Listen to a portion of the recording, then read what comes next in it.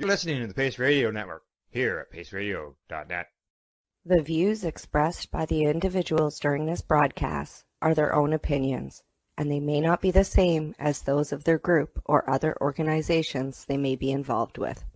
All medical advice during our broadcast is not a medical opinion and should be checked with your medical physician.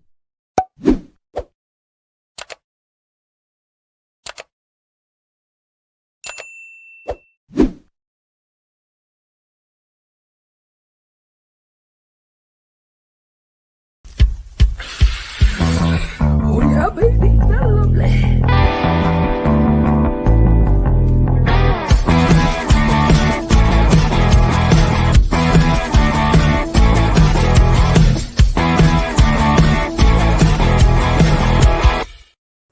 Good morning, it's April the 17th, and welcome to Psychedelics and Cannabis Educational News. Good morning, Rev. Cindy. How you doing?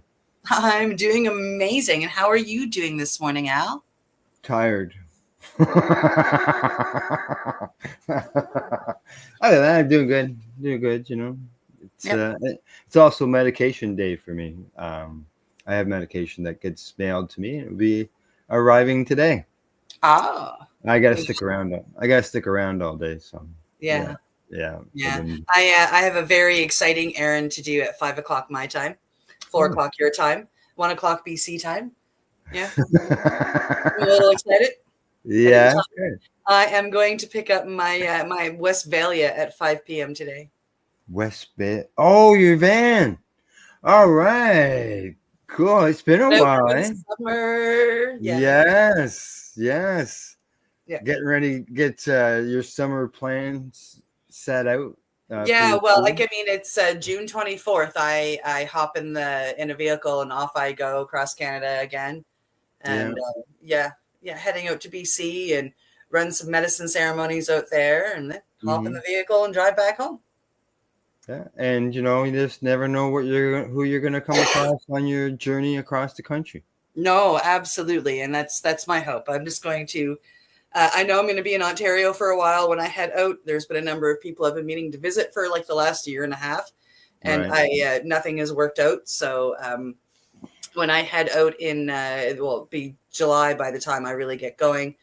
I'm gonna probably spend a good week running around the outside of Toronto and visiting folks and saying hi. Yeah, because I'll tell you, the traffic in the city is ridiculous. Yeah, I'm not going in the city, and also where I'm out of provincer, I can travel that beautiful paid highway of your guys's, and I don't get billed, so really? I'm doing that. Oh, the 407. Yeah, paid highway. Yeah. Oh. Yeah. So I don't use it. I don't use it either.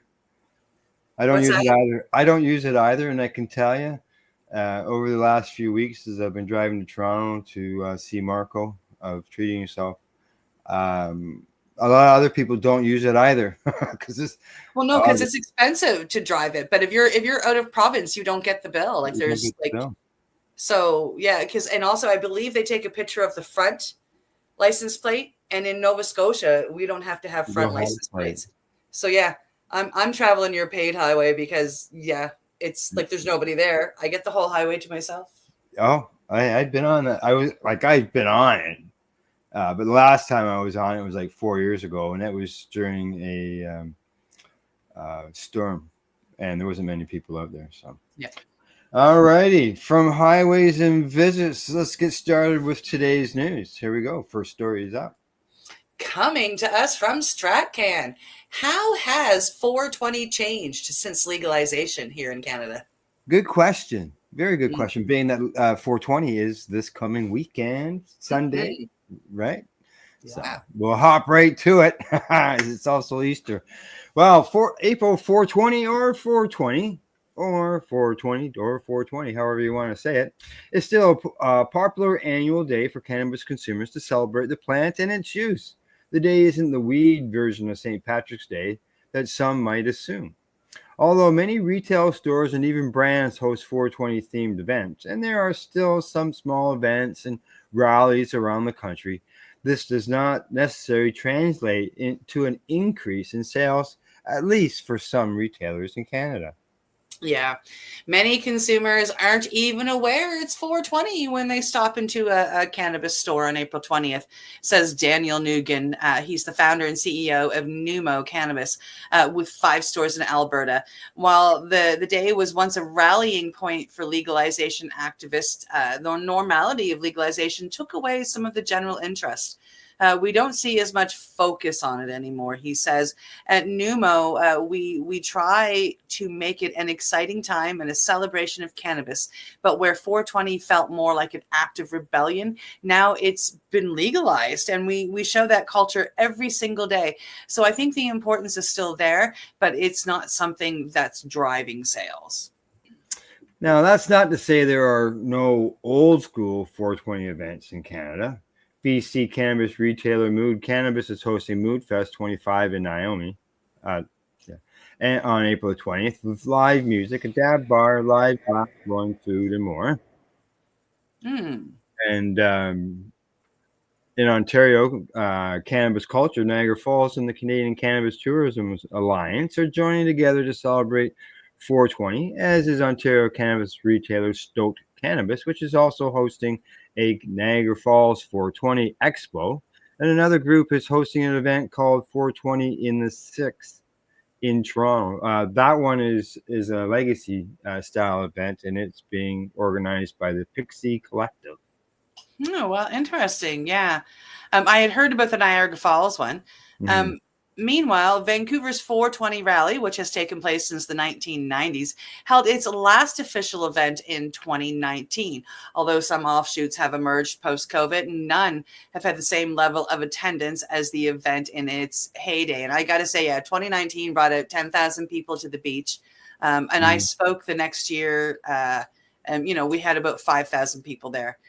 So yeah, that 2019 one, that was pretty freaking epic though.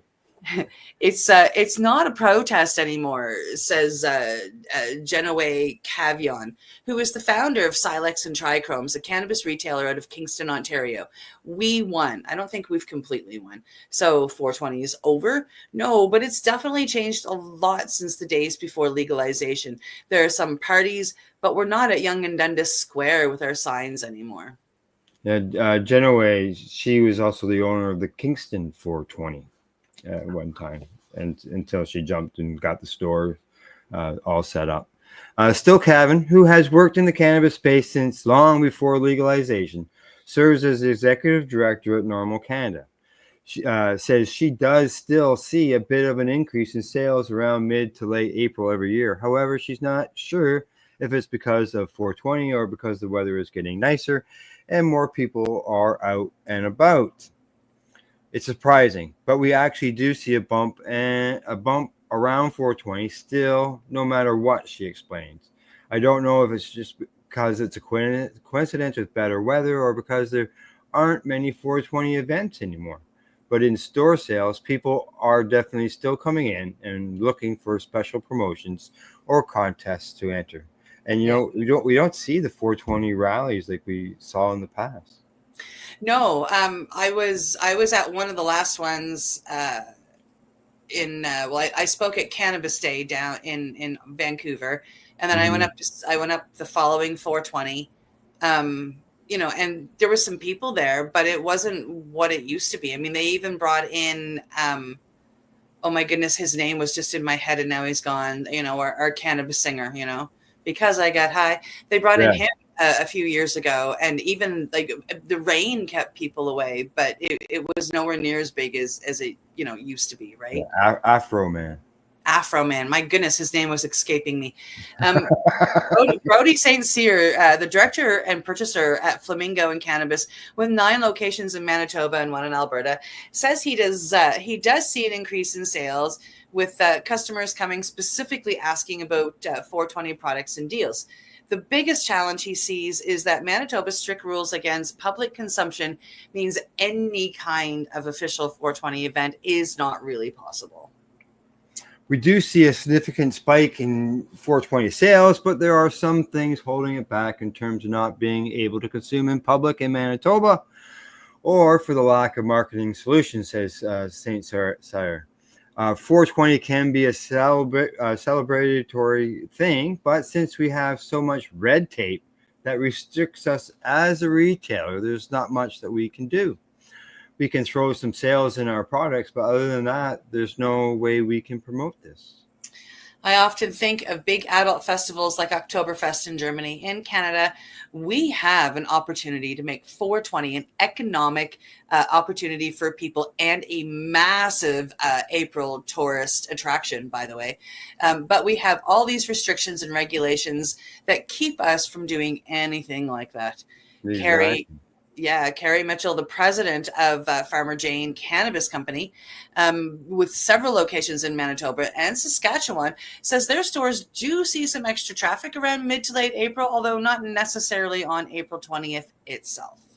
He goes on to say, overall, I would say our stores definitely see a lift in sales during the 420 week. The day itself isn't always the biggest, and it depends a lot on what day of the week it falls on. We've noticed there are a lot of customers who don't realize what 420 is, and other retailers who don't celebrate the day, so we try and treat it as a day to show up differently. We make it fun and memorable for both our customers and our teams. There you go. Yeah, it has. It really has changed. Like I knew I was involved with the Peterborough 420.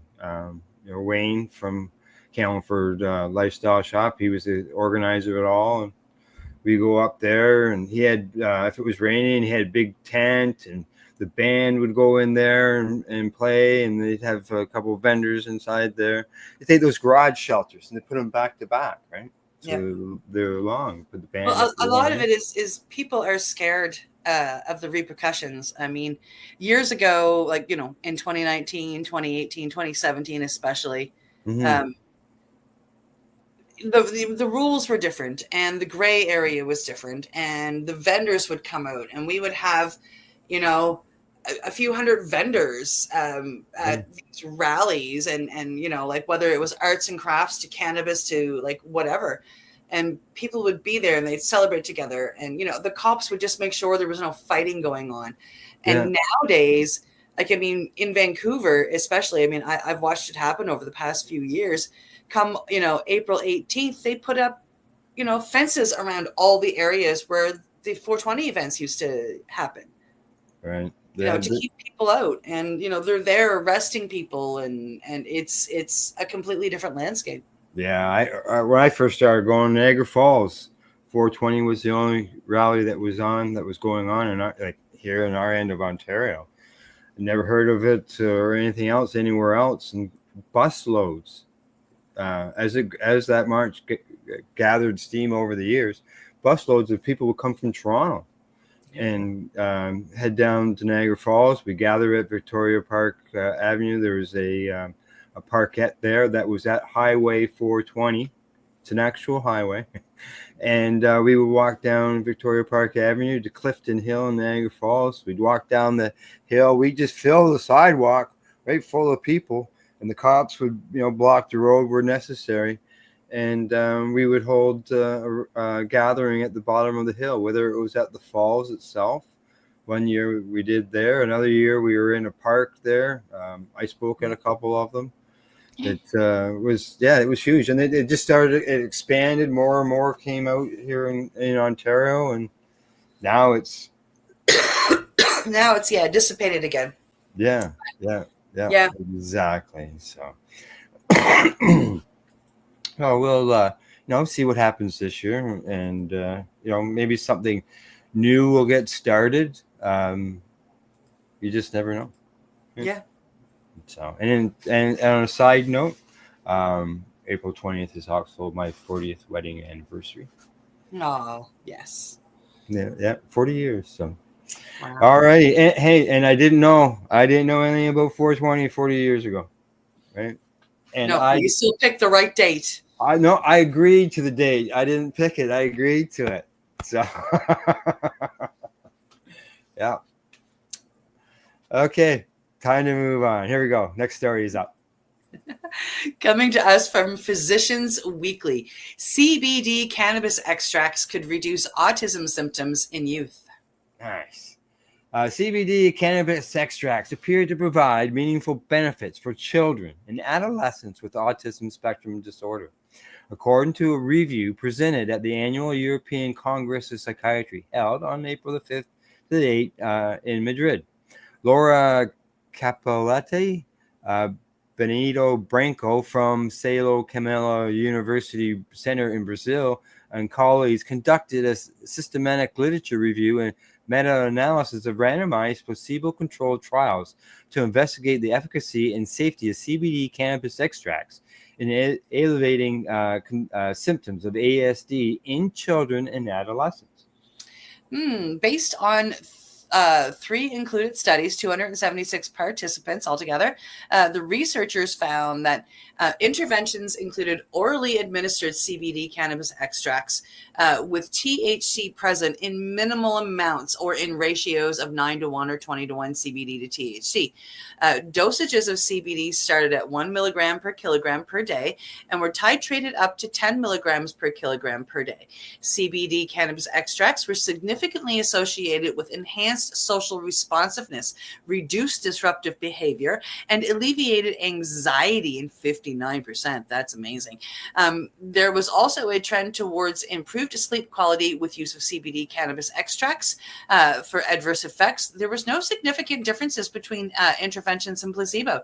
The global population prevalence of ASD diagnosis amongst children and adolescents is growing, but many treatment pathways are not effective, Branco said in a statement. It is promising to see the effect of CBD cannabis extracts on the study participants. However, there still needs to be considerable focus and, as we learned on Monday, further research with larger trials to clarify its efficacy and safety in managing ASD.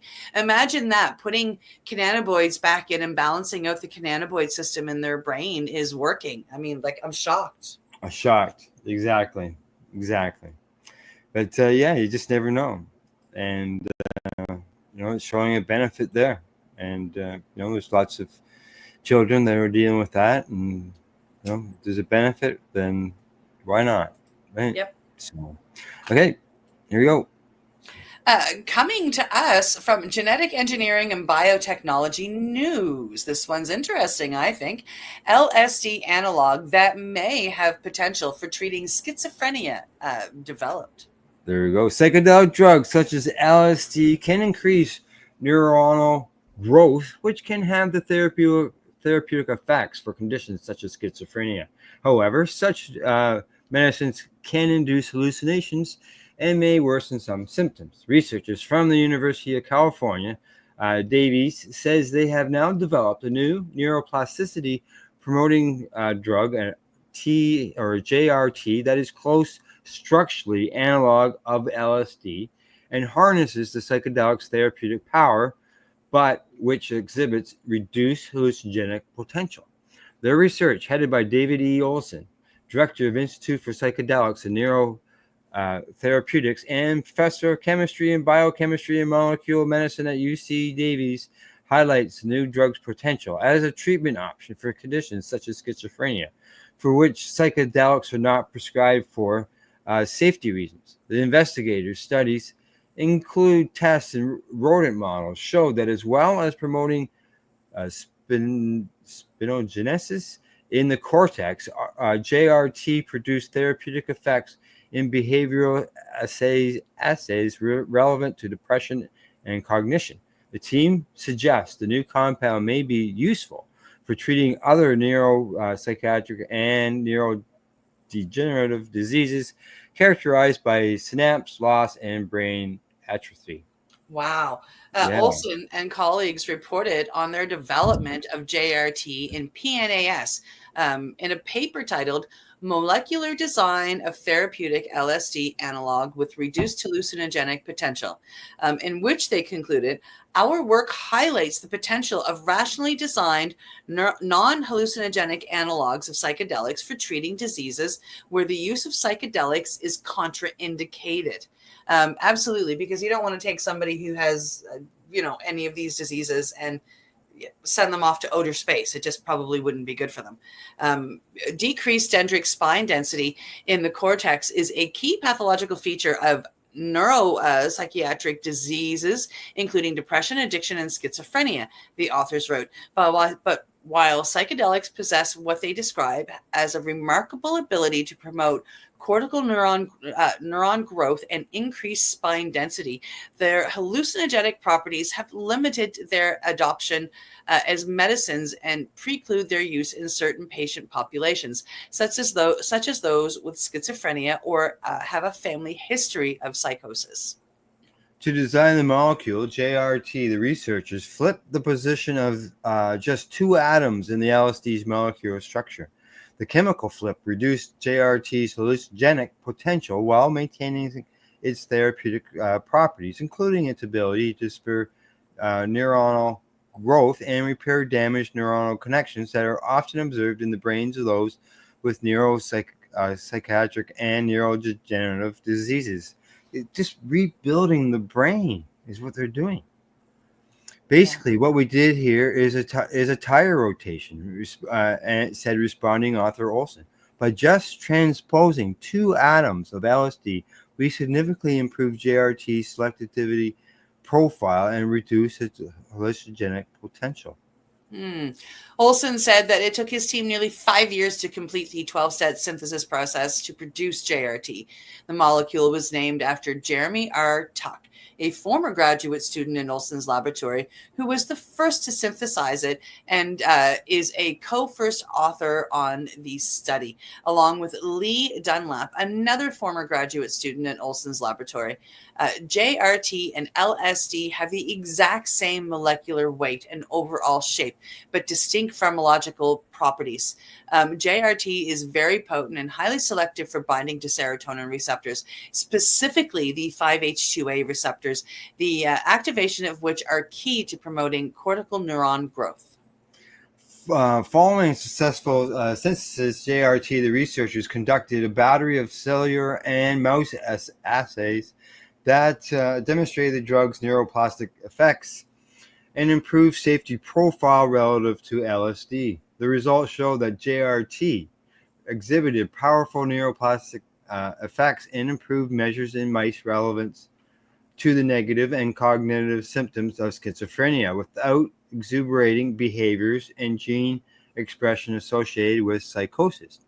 In lab experiments, the authors found that JRT selectively bound serotonin receptors with similar potency to LSD, but without activating associated signaling cascades responsible for the hallucinogenic effects. The analog was effective at stimulating dendrite growth in cultured rat cortical neurons as LSD.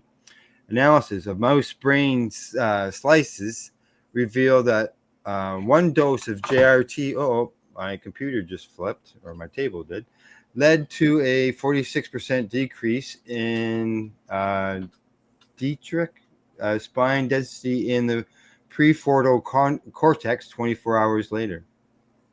JRT did not promote hallucinogenic-like behaviors that are typically seen when mice are dosed with LSD, and did not promote gene expression associated with schizophrenia. Such use expression is typically amplified with LSD use. JRT produced robust antidepressant effects, with it being around 100-fold more potent than ketamine, the state-of-the-art fast-acting antidepressant. In a mouse model of chronic stress, 20 days of cortisone injections reduced dendritic spine density and, induced behavioral changes, suggesting the depression and cognitive inflexibility. One dose of the JRT rescued stress-related losses in spine density and behavioral changes. JRT promoted cognitive flexibility, successfully addressing deficits, in reversal learning that are associated with schizophrenia. Despite its lower hallucinogenic potential, JRT has demonstrated profound therapeutic effects, the team wrote. We demonstrate that JRT possesses unique pharmacological properties as a selective serotonin agent that can potentially address negative and cognitive symptoms associated with schizophrenia without exacerbating positive symptoms or producing the side effects characteristic of current treatments. Added Olson, JRT has extremely high therapeutic potential right now. We are testing it in other disease models, improving its synthesis and creating new analogs of JRT that might might be even better. Olson emphasized JRT's potential for treating the negative and cognitive symptoms of schizophrenia, as current treatments produce limited effects on anhedonia, the inability to feel pleasure, and cognitive function. Clozapine is the one exception, but it has side effects. Is not the first line drug of choice for people severely affected with schizophrenia.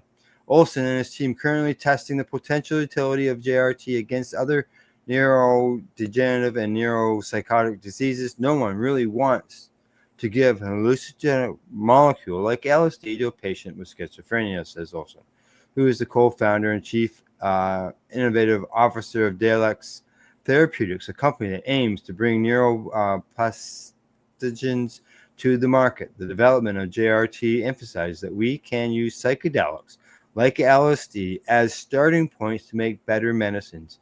We may be able to create medicines that can be used in patients' populations where psychedelic use is precluded. In their paper, the authors concluded, by transposing only 2 atoms, we have created JRT, an exceptionally potent analog of LSD with lower hallucinogenic potential, improved pharmacological selectivity, and the ability to produce a wide range of therapeutic effects. Taken together, our work highlights the potential for modifying the chemical structures of psychedelics to produce analogs with improved efficacy and safety profiles, and further underscores the potential usefulness of non-hallucinogenic psychoplastogens for treating illnesses unlikely to be addressed by psychedelics, such as schizophrenia, bipolar disorder, and psychosis in neurodivergent diseases. There you go. Yes. JRT, the new LSD. Yes. It's obviously they were pushing the fact that people aren't seeing the hallucinogens, or there's reduced hallucinogens in them. They repeated that several times throughout the story to make sure they got that point across, I'd say. All righty. One more story to go before we head to break, and it is ready to go. Yes, coming to us from, I got pop-ups in my way, coming to us from Green State, pot brand threatened with major lawsuit. Now, the cannabis industry has grown and changed rapidly since its inception. It started in a gray area, intertwining federal and state laws into industries that were legal, with air quotes. This has bred an interesting combination of wily entrepreneurs and heft compliance regulations, which, in some cases, may have some brands to orchestrate ways around the laws. A recent complaint filed with the U.S. District Court for the District of Arizona alleges Trulieve did just that. The first step in a class action effort claims that the multi-state operator put consumers at risk of ingesting more THC than the legal 10 milligram dose. Okay, yes. Plaintiff and other consumers were being misled to believe that they were purchasing a legal cannabis product that complies with statutory imposed limits, featuring the required labels, warnings, and packaging. The description continues to say the deception continues to this day. The complaint reads: a Maricopa County resident named Eric Watt filed the complaint against Trulieve Holdings Corp. And a handful of dispensaries and producers. The class action initiation asserts that the company intentionally skirted potency laws for edibles by packaging them as concentrates. The complaint names a few products sold by Trulieve under third-party brand names, including potent Rick Simpson oil and full-spectrum hash oil. Both are referred to as an edible oil and sold as concentrates. Well, they're oils, they are concentrates. The complaint states it also cites some edibles that are advertised on packaging and website as having more than the regulated THC dose. That happens here in Canada. Yeah.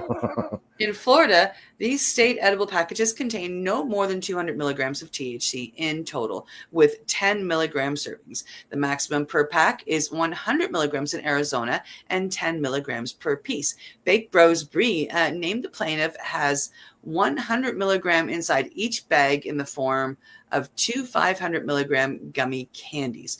The recommended dose on the Baked Bro site is 50 milligrams, and it directs the user to multiple Arizona dispensaries where they are sold. The complainant also lists jams, jellies, 50 milligrams per piece, X-Bites, 2 50 milligram pieces, Tipsy Turtle Sand Dollar, 100 milligram piece perforated into 10 milligram pieces, Power Puck Gummy, 110 milligram gummy intended to be split 4 ways, and Crispy Fruits, 3 100 milligram I guess some sort of edible there. The plaintiff alleges these products violate the regulations and have been sold across 22 Arizona dispensaries and 162 Florida dispensaries. So I'm going to assume that the way their laws are set up there, it's up to the companies to make sure that they do that. They don't have a regulator that controls that or checks that like we do here. Yeah. Yeah. Well, most packages contain more than 100 milligrams of THC. Not all did. And while the Tipsy Turtle product was 100 milligram piece, it is perforated for consumers. There is a lot to consider regarding dosage, consumer protections, intention, and more to determine which way the scale of justice should sway on this one. This is the first phase of a potential class action lawsuit. Next, a court will review the motion and verify if it meets requirements for a full suit. If they determine it does, the court will certify the impacted class and inform members that they can opt out or opt in. Green State touched out to Trulieve and lawyers on both sides of the complaint, but none responded before publishing. While still in its early stages, the complaint may mark the official end of the gray area. Similar lawsuits have been filed in Illinois and California, and other firms are currently collecting class members for similar class action efforts. As cannabis hits its class action lawsuit era, everyone had better button up their wink-wink practices and start playing ball with American commerce. After all, this country ranks highest for most lawsuits filed annually. It sure does down there. It sure does. Sue, right? But yeah, where are the state regulators? Are they not, that usually would go to the state regulators and then they would deal with the company. Why would they have to? Well, there you go. Sue. That's why. Yeah. So, all right. Time for us to take a break. And for everybody to hear from our sponsors. Other than that, you're watching Psychedelics and Cannabis Educational News, and we're live here at paceradio.net and 420pace.ca. You're listening to the Pace Radio Network here at paceradio.net. Campbellford Lifestyle Shop, open Monday to Friday from 10 till 7 p.m. or by chance. Check out our flags, our t-shirts, plus our hats. And look of that supply of rolling papers, plus much more. We've got bongs and your favorite herbal vaporizers. Look at all the incense we have, as well as for those who collect knives, check out these knives in our collection. And while you're here, stop in to see Shay at the piercing room, where you can get poked by Shay. Daily deals, check them out. Campbellford Lifestyle Shop, 17 Bridge Street West, Campbellford, Ontario.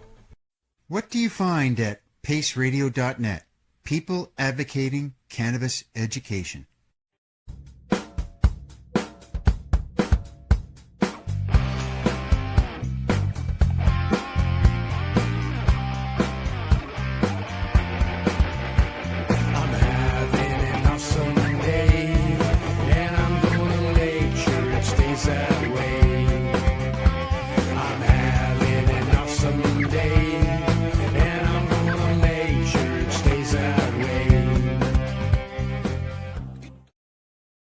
Limestone City Hydroponics is Kingston, Ontario's hydroponics shop. Take your growing to the next level and create the optimal environment with a tent kit, or maximize your yield with an ebb and flow flood table kit. Either way, Limestone City Hydroponics has more sizes and options to fit your needs. Are you looking for the power of the sun that adapts to your budget? Then look no further, as they have professional grow lighting. They have indoor grow systems that are easy and cost effective, with many options to fit your living space and lifestyle. Cultivate your growing potential. We have everything you need to succeed. And if you can't make it to the store, they offer local delivery to the greater Kingston area. Remember, when you're looking for experts to help you grow, then look no further than the locally owned Limestone City Hydroponics, 105 Sunderland Drive in Kingston, Ontario. Call them at 613-548-0420. Rerolled Saturdays. Check it out. Nothing but non-stop cannabis and psychedelic programming. Find it at 420pace.ca. You're listening to the Pace Radio Network here at paceradio.net. All right, you're watching Psychedelics Cannabis Educational News. We got 4 more stories to cover, and we've got 25 minutes to do her in. So let's get at her. Coming to us from the Wisconsin Examiner, UW psilocybin study gives man second chance after 10-year opiate addiction. Let's see what this is about. It was a day like any other when Richard Schaefer entered a Madison Health Unit clinic to receive harm reduction supplies. Over 10 years, Schaefer had tried recovering from what began with dependence on a prescription for the painkiller Percocet, and later spiraled into an all-consuming heroin addiction. As Schaefer waited for his supplies, he noticed an advertisement seeking volunteers for a study into whether therapy assisted by psilocybin, the active compound in psychedelic mushrooms, could unshackle people from addiction. I've tried all types of rehabs, says Schaefer, when he spoke recently with the Wisconsin Examiner. He's 42 years old, he's off heroin and training to be a peer support specialist. But from rehab clinics in Oshkosh and Wawasta is a 30-day program in the Racine County Jail. Old school, complete abstinence and medication-assisted treatment using Suboxone. Schaefer had tried it all. I don't know if it was more of the timing of being ready to quit or just finding something that actually works for me, he said.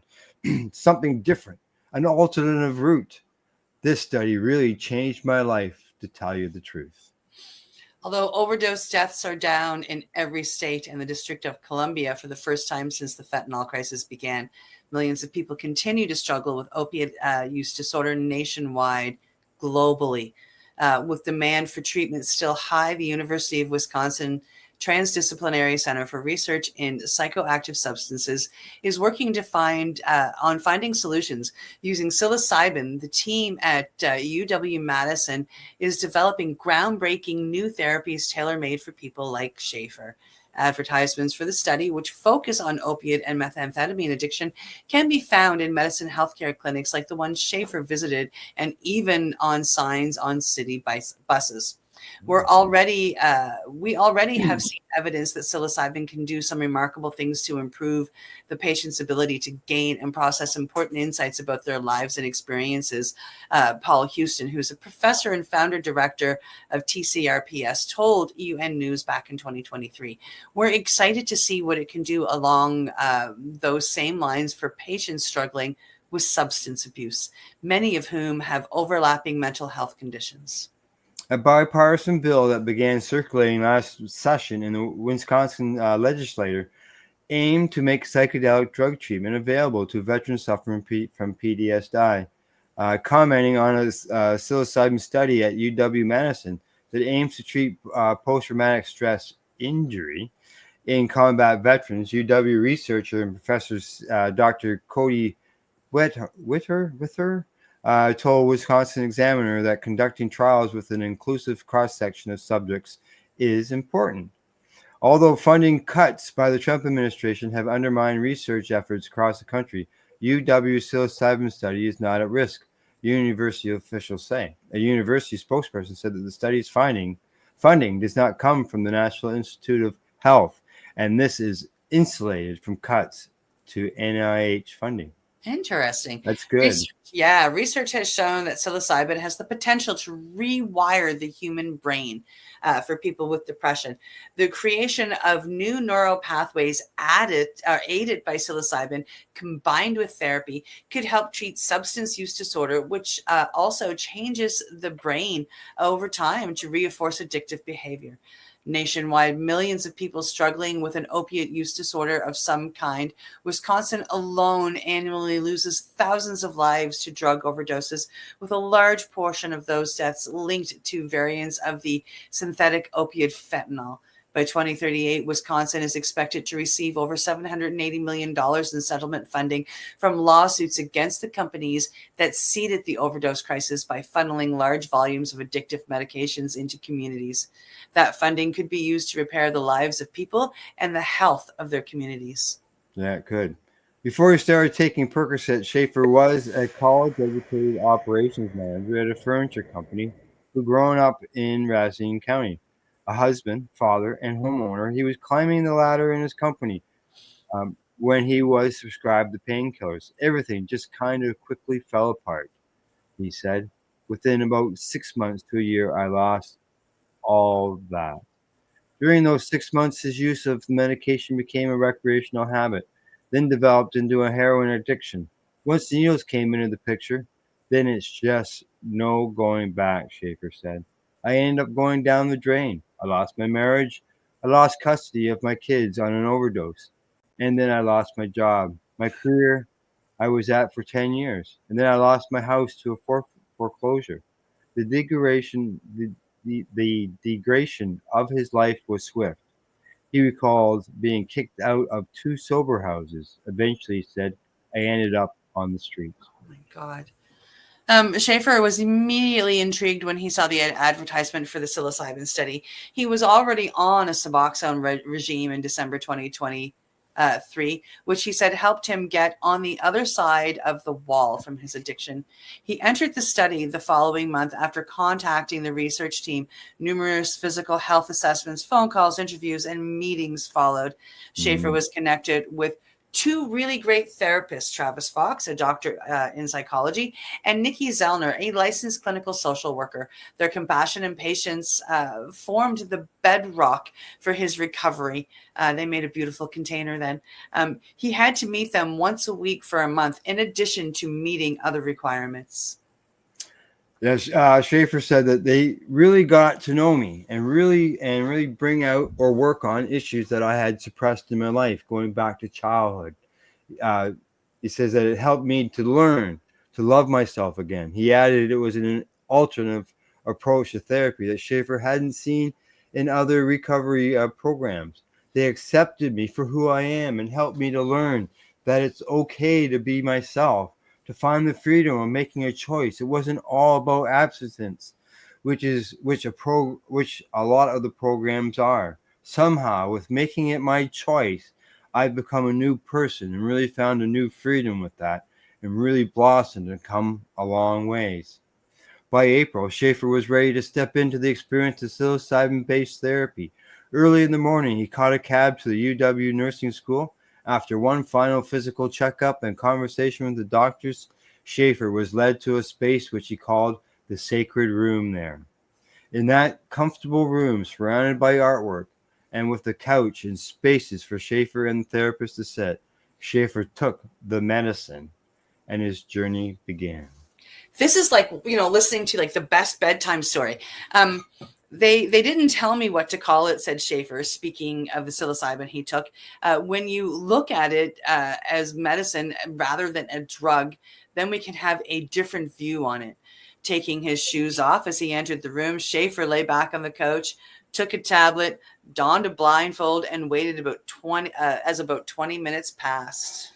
He says, I remember the first session for me was kind of like a movie.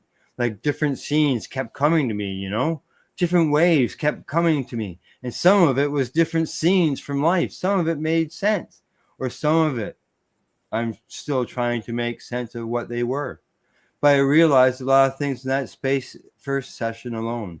I think I was learning to find myself, he says of the experience, a persistent sense of the comfort, peace, and acceptance stayed with Schaefer after that first session. His ego had been muted. And I just had this new sense that things were okay, he says. I began to have a new outlook on life then. Sometimes participants in the psilocybin trials need a bathroom break or to pull out and communicate about what is happening. Zellner and Fox were never far away and were open to talking to him while he was undergoing the journey. It's hard to put words on things while you're having the medicine in you, said Schaefer. I go, into it and would like and would like to tell them all the things going on and to be recorded and jot down stuff, but it's like you can't find the words to say it. You're kind of in another world, he added, saying there may not actually be human language to describe some of the experience. The second dose was even more profound. The scenes returned with astonishing vividness.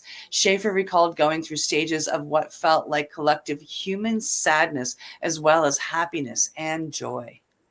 He goes on to say that there was like a buildup from down and dark to the absolutely most bright light and loving energy that I've ever experienced.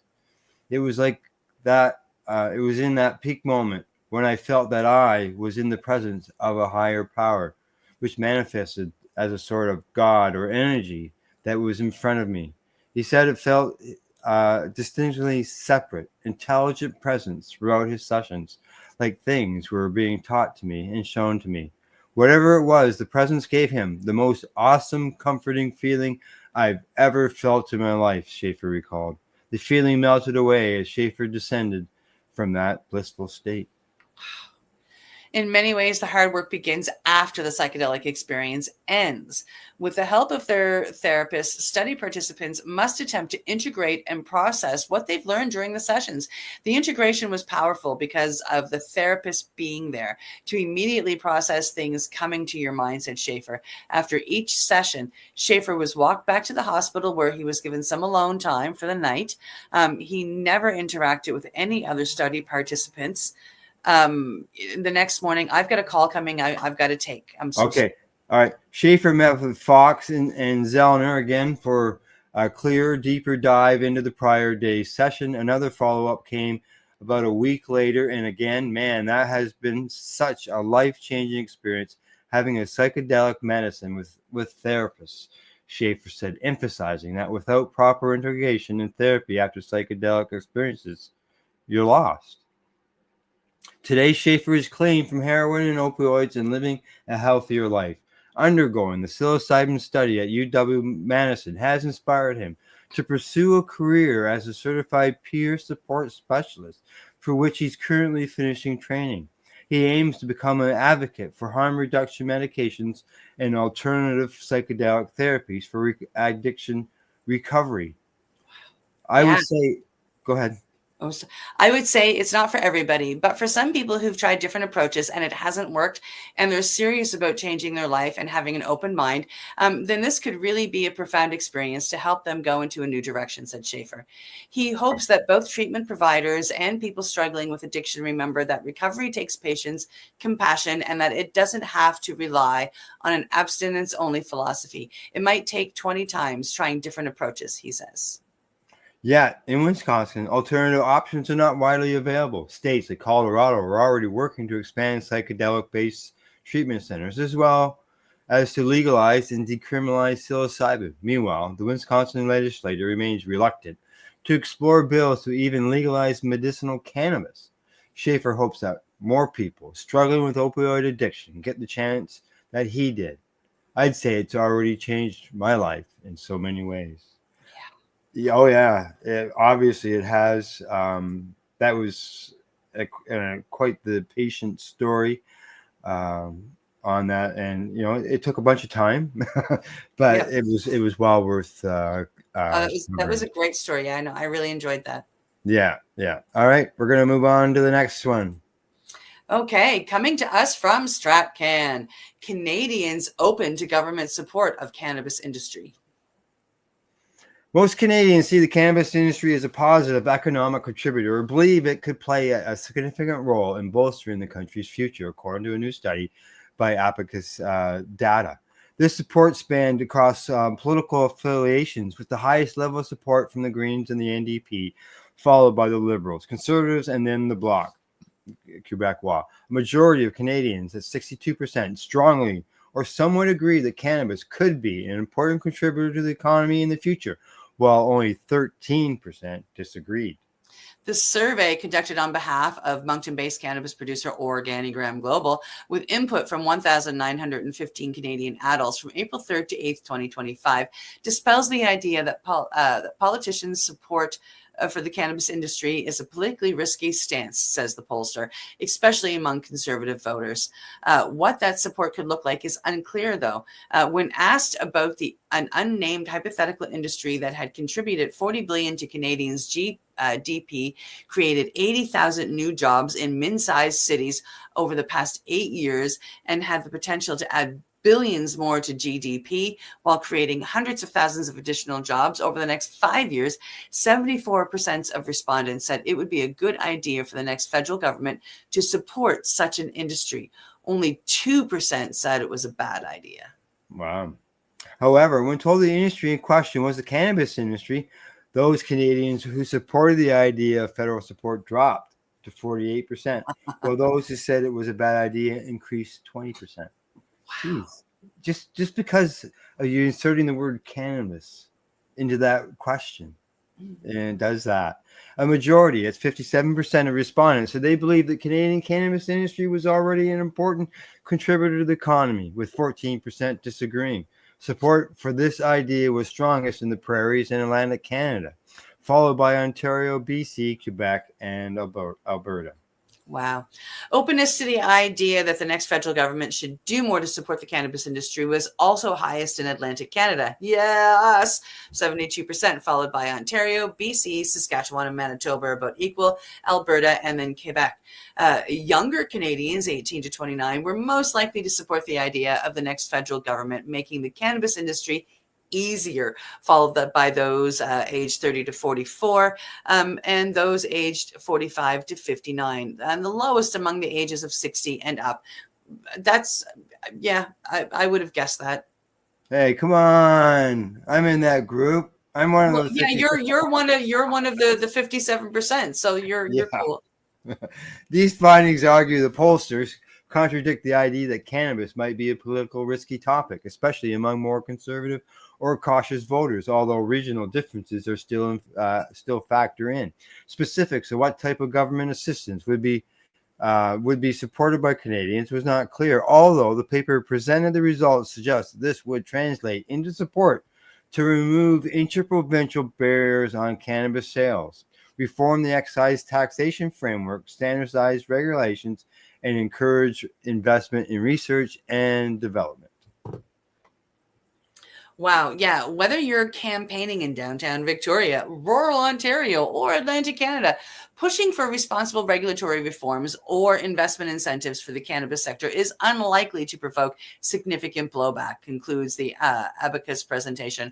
On the contrary, the data suggests that more than half of voters in every region and within every party's base would be comfortable or even excited to see the industry continue to expand.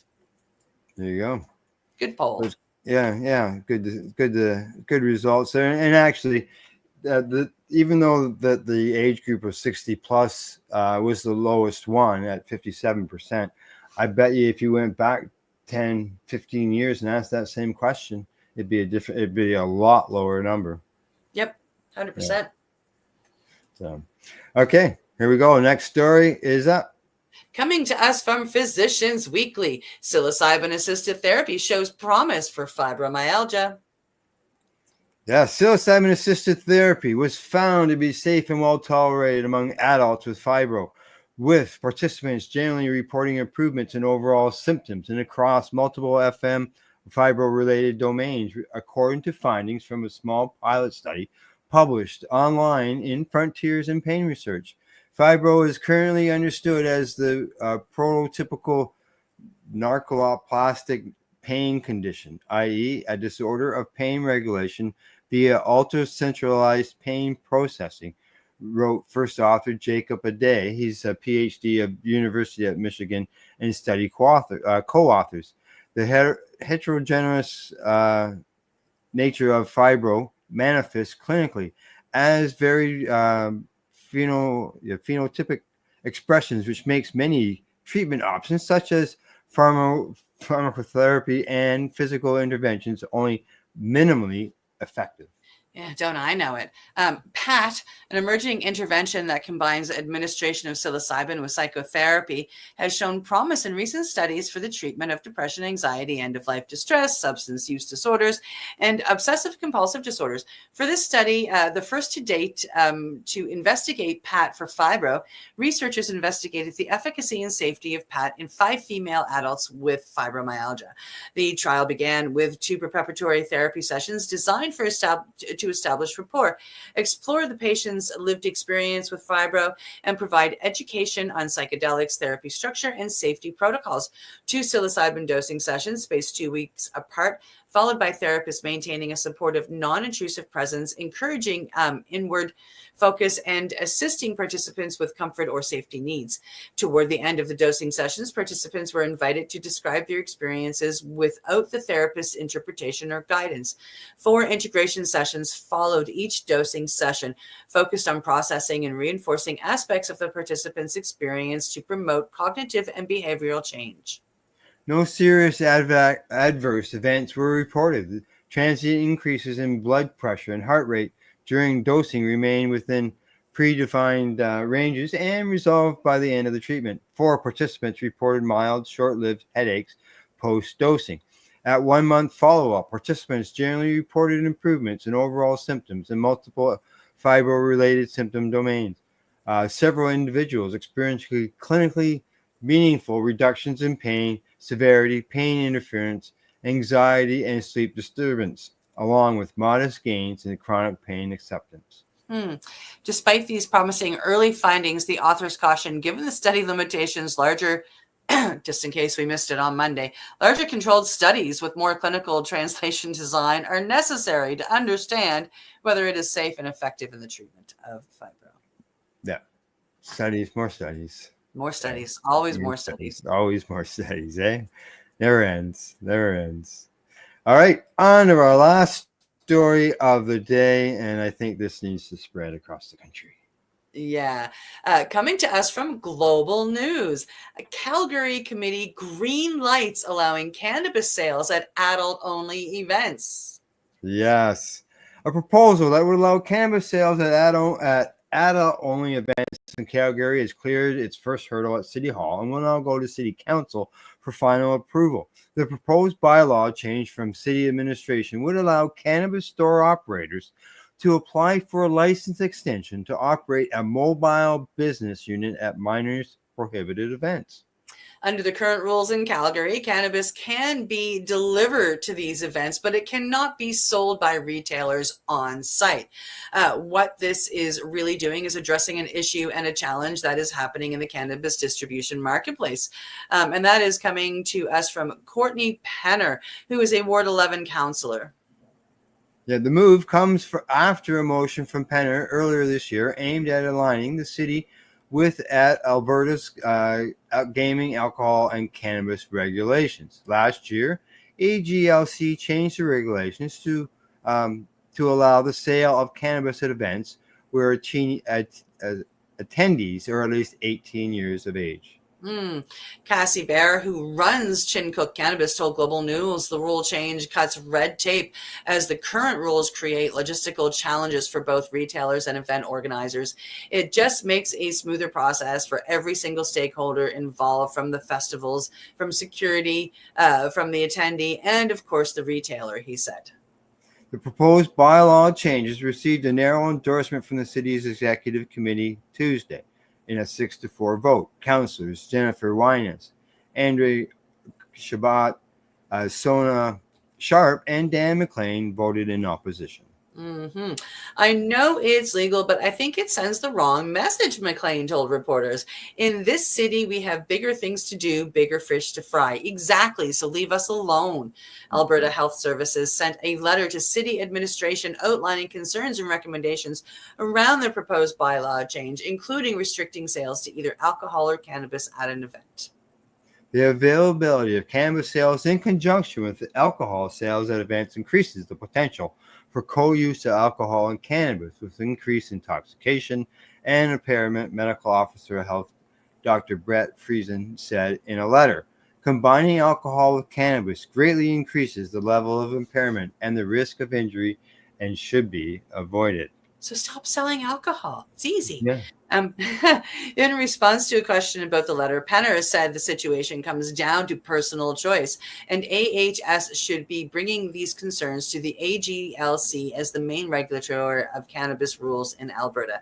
We cannot necessarily assume that simply because both substances are on site that people are consuming, Penner said. Yeah, and the bylaw changes will now go to council on April the 29th for a final decision. So we'll watch for that and see how the vote went. Yep. Right. So I see we got the stories in. Yay! We squeezed them in. All right. So yeah, that's what I mean. That something like that would be nice to see across the country. Yes. Where you can have cannabis sales at adult events, and you know it's makes sense. If you're selling beer, and you know beer tents aren't at adult only events. No, they're public. Yeah, all age events. All age events. So you know it still really doesn't bring it quite up to what the council is wanting to do by having it, you know, being on the same level as alcohol, but it is getting there. Yeah. Yeah. So, all right. Anything else before I close things out? Have a great long weekend and happy 420. That's right. Exactly. Happy 420, everyone. Enjoy your long weekend, and we'll talk to you all soon. Other than that, we hope you found it educational and informative, and thanks to Campbellford Lifestyle Shop, At-Eze.ca, Limestone City Hydroponics.ca, and to you, our viewers. And other than that, don't forget to educate, medicate, and do not incarcerate. You're listening to the Pace Radio Network here at paceradio.net. The opinions of the individuals during this broadcast are their own, and may not be the opinions of their group or other organizations they may be involved with. All medical advice during our broadcast is not a medical opinion and should be checked with your medical physician.